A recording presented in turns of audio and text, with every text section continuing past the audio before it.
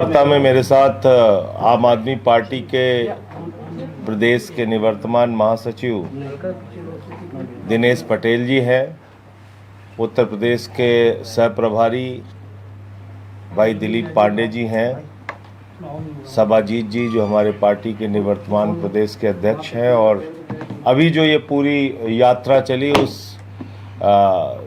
यात्रा के लिए जो उस आयोजन के लिए जो समिति बनाई गई थी उसके अध्यक्ष हैं।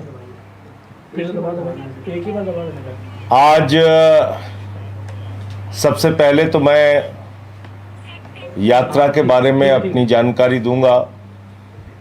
12 नवंबर से सरयू तट से हमने ये यात्रा शुरू की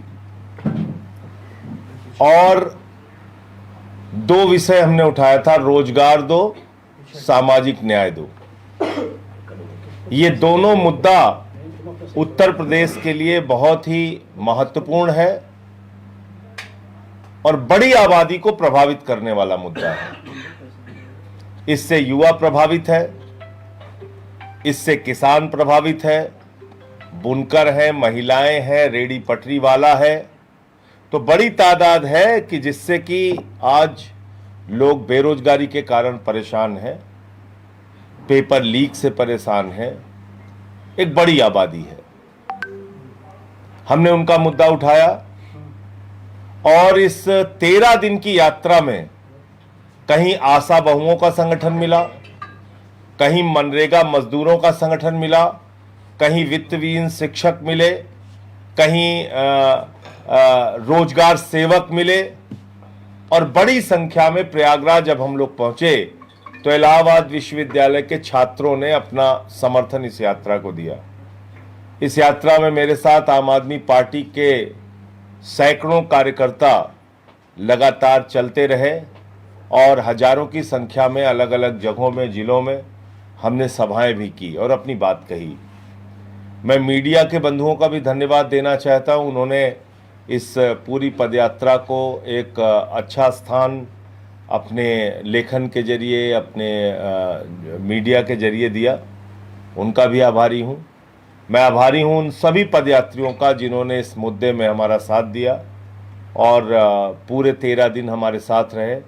जिसने 1 किलोमीटर भी हमारे साथ चल के अपना समर्थन दिया, कहीं खड़े होकर अपना समर्थन दिया, फूल माला भेंट करके समर्थन किया, मैं उन सब का आभारी हूं। उन सब के प्रति आभार व्यक्त करता हूं। विशेष तौर से जो प्रयागराज विश्वविद्यालय के, इलाहाबाद विश्वविद्यालय के जो हमारे छात्र थे, उन सब का आभारी हूं।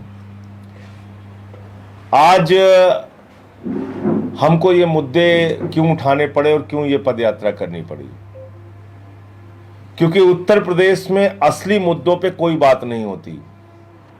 सरकारी स्कूल बंद हो रहा है, बंद होने दीजिए। अस्पताल के अंदर अल्ट्रासाउंड हफ्ते में 1 बार हो रहा है, होने दीजिए। मोमबत्ती में ऑपरेशन हो रहा है, होने दीजिए। एक्सरे कागज पे हो रहा है, होने दीजिए। यानी अव्यवस्थाओं को लेके कोई मुद्दा है ही नहीं है। पेपर लीक हो गया, होने दीजिए। नौजवान सड़क पे उतर के आया, लाठी मार के इनको किनारे कर दीजिए। और ज्यादा बोले तो मुकदमे लिख दीजिए, और ज्यादा बोले तो एनएसए लगा दीजिए। ये जो रवैया है कि एक तो आपको गुनाह पे गुनाह करना है और गुनाह को ढकने के लिए नकली मुद्दों को सामने लाना है और असली मुद्दों को दबाना है। इसलिए हमने ये प्रयास किया पदयात्रा का कि बेरोजगारी मुद्दा कब बनेगी, सामाजिक न्याय मुद्दा कब बनेगा। आज उत्तर प्रदेश में जिस प्रकार की घटनाएं हो रही हैं, कहीं एक बुजुर्ग को पासी समाज के उसको मंदिर में पेशाब चटवाई जाती है, कहीं कथावाचक का सिर मुड़वा दिया जाता है, कहीं हरिओम वाल्मीकि की मॉब लिंचिंग करके हत्या कर दी जाती है, कहीं सीआरपीएफ के जवान को घोड़ी पे नहीं चढ़ने दिया जाता है। अभी एक दृश्य मैंने देखा, एक कोई दलित समुदाय का व्यक्ति था, वो घोड़ी पे बैठ गया, शादी में जा रहा था, उसको पूरा एकदम इकट्ठा होकर धक्के मार मार के उसको पीछे कर रहे हैं। ये कौन सा समाज हम बना रहे हैं? मुसलमानों के खिलाफ नफरत फैलानी है, बुलडोजर चलाना है, उनकी दुकान मकान तोड़ना है, लेकिन प्रचार मुसलमानों का करके व्यापारियों को भी नहीं छोड़ना है। उनकी भी दुकान तोड़नी है। दलितों की झोपड़ी भी नहीं तोड़ना है, उनकी दुकान भी तोड़नी है। रेडी पटरी वालों को भी नहीं बख्शना है, उनकी भी दुकानें तोड़नी है। तो मैं सबका आह्वान करता हूं कि जिस प्रकार से 13 दिन की इस यात्रा में अपना समर्थन आप लोगों ने दिया, मैं सबसे अनुरोध करता हूं, विनती करता हूं कि ये अभियान हमारा यहां पे खत्म नहीं हो रहा है। रोजगार दो, सामाजिक न्याय दो का ये अभियान 8 चरणों में चलेगा, यानी कि ये पद यात्राएं 8 चरणों में पूरे उत्तर प्रदेश में होंगी। रुहेलखंड में भी होगी, बुंदेलखंड में भी होगी, ब्रज प्रांत में भी होगी, पश्चिम प्रांत में भी होगी, पूर्वांचल प्रांत में भी होगी, अयोध्या प्रांत में भी होगी, काशी प्रांत में भी होगी। तो ये अलग अलग उत्तर प्रदेश के जो हमारा प्रांत है, वो जो हमने अपने सांगठनिक ढांचे में बनाया है, उन सभी प्रांतों में 8 प्रांतों में ये पदयात्राएं रोजगार दो और सामाजिक न्याय दो की पदयात्रा होगी। और उसकी 1 तारीख आप लोगों के सामने मैं आज ऐलान करना चाहता हूं। 25 दिसंबर से लेके 29 दिसंबर तक रामपुर, मुरादाबाद और अमरोहा, ये 3 जिलों को कवर करते हुए हमारी रोजगार दो और सामाजिक न्याय दो की पदयात्रा होगी। इन 3 जिलों के अंदर जो भी वहाँ के लोग हैं उनको हम जोड़ने का प्रयास करेंगे। आसपास के गांवों के लोग, बाजारों के लोग, वहाँ के शहरी, वहाँ के नागरिक, उन सबको इस मुद्दे से जोड़ने का काम करेंगे। और आह्वान मैं करता हूँ, अपील करता हूँ कि जो लोग इस बार की पदयात्रा में पीछे रह गए, किसी कारण से शामिल नहीं हो पाए, तो अभी आपके लिए 8 चरण है, मौका है। और पहला, अब अगला मौका जो है आपके लिए वो 25 दिसंबर से 29 दिसंबर तक है। उसमें आप शामिल होइए। और उसके लिए भी जो हमारा मिस्ड कॉल नंबर है 750004 0004 750004 इस नंबर पर आप मिस्ड कॉल देके अगली यात्रा के लिए 25 दिसंबर से लेके 29 दिसंबर तक जो यात्रा चलनी है, उस यात्रा के लिए अपना नाम पंजीकृत करा सकते हैं, रजिस्टर्ड करा सकते हैं। कई लोग तो यात्रा में मिस्ड कॉल नंबर के माध्यम से जुड़े, यानी कि उन्होंने मिस्ड कॉल दिया, हमारे ऑफिस से कॉल गई और वो लोग जुड़े। कई लोगों ने, मैंने देखा कि सोशल मीडिया पे इसका बहुत सपोर्ट किया, सोशल मीडिया को बहुत अच्छा समर्थन उन्होंने अपना सोशल मीडिया पे पोस्ट वगैरह डाल के दिया। तो मैं उन सब का आभारी हूँ। तो अगली जो यात्रा है वो हमारी 25 दिसंबर से 29 दिसंबर तक रामपुर से अमरोहा तक चलेगी। और इस यात्रा से जुड़ने के लिए मिस्ड कॉल नंबर हमारा है 750004 तो इस यात्रा में सब लोग जुड़े, ऐसा मैं अपील करता हूं। अब एक बहुत ही गंभीर और महत्वपूर्ण विषय है जिस पे आपसे बात करनी थी। SIR चल रहा है उत्तर प्रदेश में और देश के कई राज्यों में, और इन SIR की प्रक्रिया में अब तक 19 लोगों की जान जा चुकी है और इनमें से 19 दिन में 17 लोगों की जान गई है। अलग अलग, ये पुरानी रिपोर्ट है। 17 लोगों की अब तक जान जा चुकी है। 4 मध्य प्रदेश, 4 गुजरात, 3 बंगाल, राजस्थान, तमिलनाडु, केरल में 3, ऐसे और भी 1-2 मौतें और हुई हैं। तो मेरा ये कहना है कि ये तमाम खबरें हैं उससे जुड़ी हुई कि आप SIR करा रहे हैं या गन पॉइंट पे, कनपटी पे बंदूक लगा के मोदी जी का एजेंडा पूरा कर रहे हैं। आप किस लिए चुनाव आयुक्त बने हैं? आप कनपटी पे बंदूक लगा के BLOs को घोटाला, घपड़ा, गड़बड़ी करने के लिए इतना दबाव बना रहे हैं कि वो आत्महत्या कर ले रहे हैं, अपनी जान तक दे दे रहे हैं। इनकी मौतों के लिए जिम्मेदार कौन है? कौन जिम्मेदार है इस घटना के लिए? सीधे तौर पे इस देश के मुख्य चुनाव आयुक्त अज्ञानेश कुमार जी जिम्मेदार हैं। मोदी जी का एजेंडा पूरा करने के लिए, भारतीय जनता पार्टी के एजेंट के तौर पे काम करने के लिए वो इस स्तर तक नीचे आ चुके हैं कि आप मरते हो मरो, लेकिन मोदी जी का काम पूरा करो। मरते हो मर जाओ, लेकिन बीजेपी का काम पूरा करके दो। यह काम हो गया चुनाव आयोग का। उत्तर प्रदेश में 563 लोगों को एसआईआर का शिकार बनाया गया अब तक, जिसमें से 181 आंगनबाड़ी हैं जिनको टर्मिनेट कर दिया, पूरी तरीके से उनकी नौकरी खत्म कर दी। इतनी तानाशाही में मत रहिए। कितनों को सस्पेंड कर दिया, कितनों को नोटिस दे दिया। उत्तर प्रदेश में हो रहा है, और किस नाम पे हो रहा है? कह रहे हैं साहब हम एसआईआर कर रहे हैं, इससे घुसपैठिया भगाना है। अब घुसपैठिया भगाना है तो बिहार में कितने नाम काटे आपने? 80 लाख। इसका मतलब 80 लाख घुसपैठियां हैं बिहार में। तो एक सागर वैद्य नाम के, मैं अगर नाम सही बोल रहा हूं, रिटायर्ड आईएएस हैं बिहार में, पति पत्नी दोनों का नाम काट दिया। विद्यासागर, पति पत्नी दोनों का नाम काट दिया। तब तो वो बांग्लादेशी हो गए, उनको डिटेंशन सेंटर में रखा जाएगा। तो ये 80 लाख लोग अब बिहार में जिनके जिनके नाम काटे गए हैं, सब तो घुसपैठिया है। अब इनको बांग्लादेश भेजोगे तुम। मतलब खुलेआम सीना ठोक के बेईमानी हो रही है इस देश में। इतने दिन से आप लोग पत्रकारिता कर रहे हैं, कभी आपने सुना 60-60 हजार लोग एक विधानसभा में वोट काट दिए जाए? सारी विधानसभाओं की लिस्ट पढ़िए आप, वहां पे पूर्णिया से लेके मोतिहारी तक, कहीं 60,000, कहीं 55,000, कहीं 50,000। क्या चुनाव हुआ है बिहार में? यही घपला आप उत्तर प्रदेश में करना चाहते हैं, गन पॉइंट पे, कनपट्टी पे बंदूक लगा के। ऐसी तानाशाही मत करो ज्ञानेश कुमार जी। संसद का सत्र आने वाला है और सरकार का जीना हराम कर दूंगा। मैं कहना चाहता हूं, जीना हराम कर देंगे हम लोग।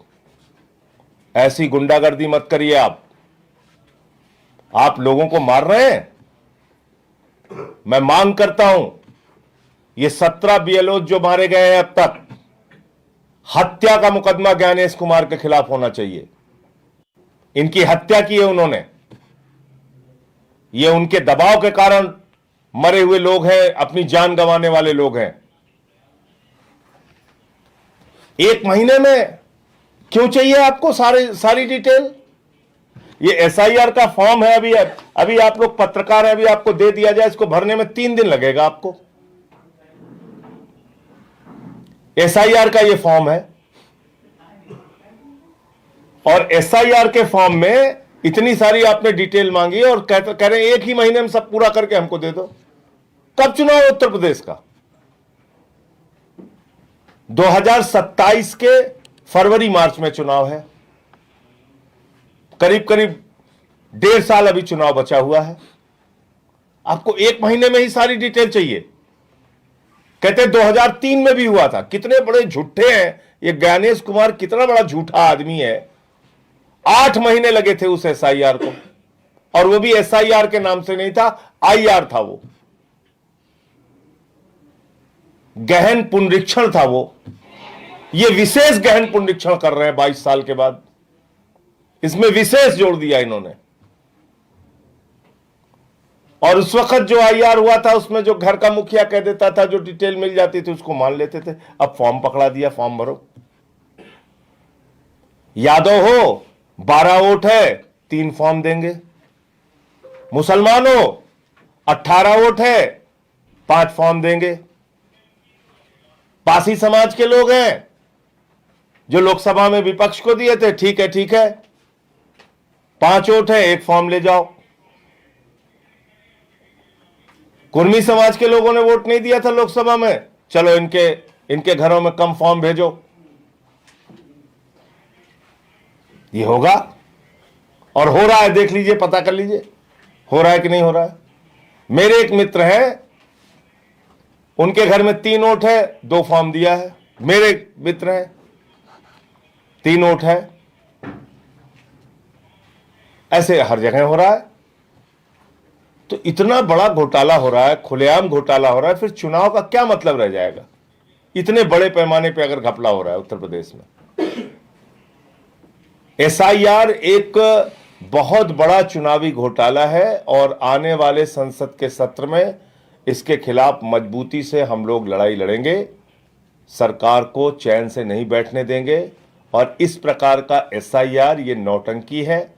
कोई घुसपैठिया आपको नहीं पकड़ना है। 80 लाख अगर घुसपैठिया है बिहार में जिनके नाम आपने काटे हैं, फिर तो प्रधानमंत्री को इस्तीफा दे देना चाहिए। गृह मंत्री को चुल्लू भर पानी में नाक रगड़ लेनी चाहिए। उनको अपने पद पर रहने का अधिकार नहीं है। विदेशी नागरिक मात्र 315 मिले पूरे बिहार में, जिसमें 78 मुसलमान थे, बाकी नेपाल के हिंदू थे। आप झूठ बोल रहे हैं, देश के लोगों को गलत जानकारी दे रहे हैं। बताइए ना कितने विदेशी नागरिक मिले आपको पूरी प्रक्रिया में बिहार में?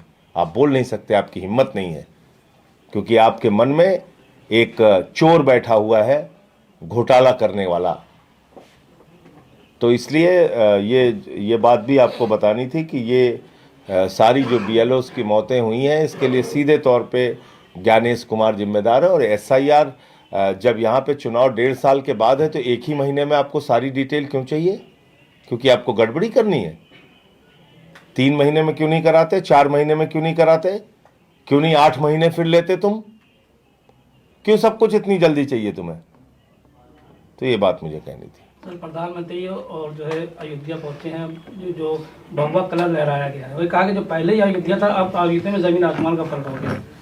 देखिए, जमीन आसमान का फर्क हुआ है। और आप जाइए वहाँ पे,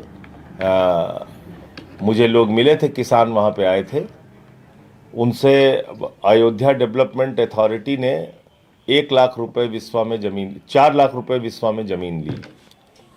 और वही जमीन लोढ़ा बिल्डर 1 करोड़ 80 लाख रुपए में बेच रहा है।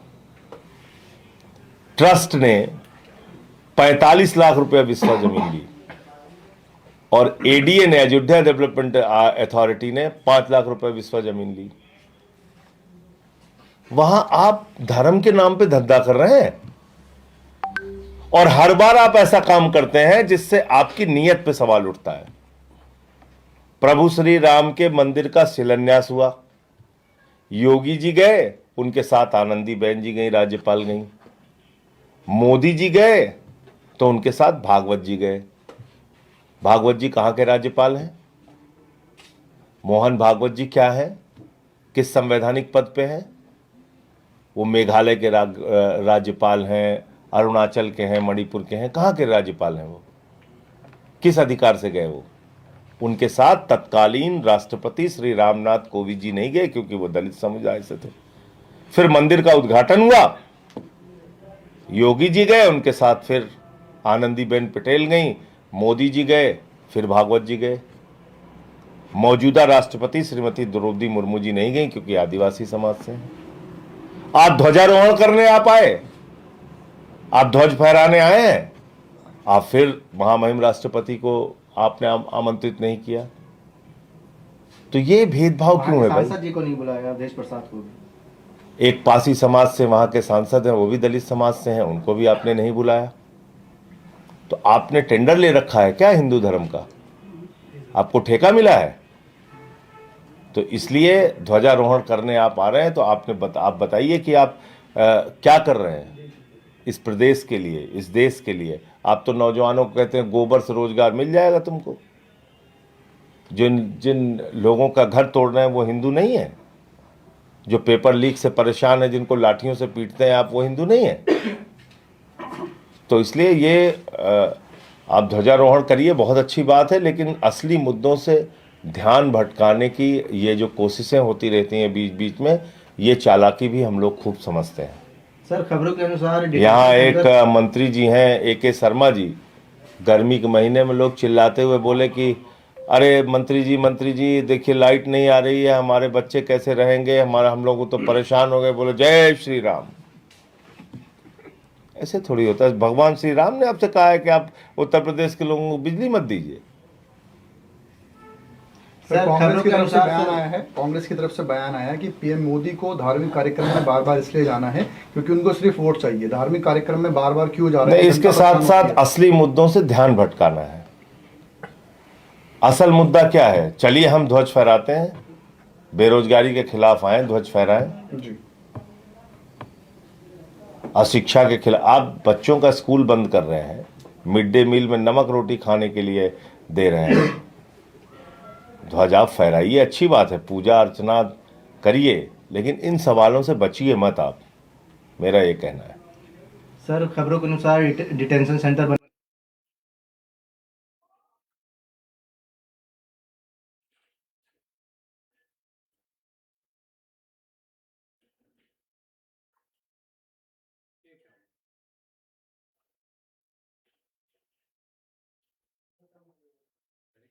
बनाने के लिए कहा गया है तमाम जिलों के डीएम को। तैयार के कारण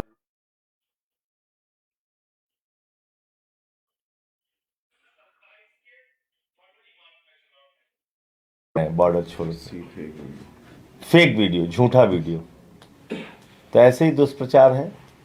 ये अच्छा, कितने बांग्लादेशी हैं उत्तर प्रदेश में? आप लोग तो हैं पत्रकार, बताइए। नगर निगम को पता होगा कि चलिए वही है। चलिए वहीं देख लेते हैं।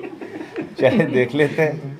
सर, कहाँ कानून व्यवस्था की बात कही जाए, कानून व्यवस्था इन लोग ये जीरो टर्निंग पे हर आदमी यही कह रहा है कि कानून व्यवस्था बहुत अच्छी है, मगर जगह जगह पर बलात्कार, मर्डर और इस तरह की घटनाएं बढ़ती चली जा रही, मगर कोई अपनी पीठ ठक पा रहा है। देखिए, कानून व्यवस्था को लेके योगी जी बहुत बड़े बड़े दावे करते हैं। वास्तविकता क्या है कि आज उत्तर प्रदेश में बलात्कार हो, दलितों के खिलाफ अपराध हो, हत्या की घटनाएं हों, इसमें तो वृद्धि हुई है। आंकड़े बोल रहे हैं, ये आंकड़े बोल रहे हैं। दलित उत्पीड़न के मामले में उत्तर प्रदेश देश का नंबर 1 का राज्य है, तो ये तो आंकड़े बोल रहे हैं, इसको कहां छिपा सकते हैं योगी जी? दावे करने से अकेले कुछ नहीं होता। Thank you.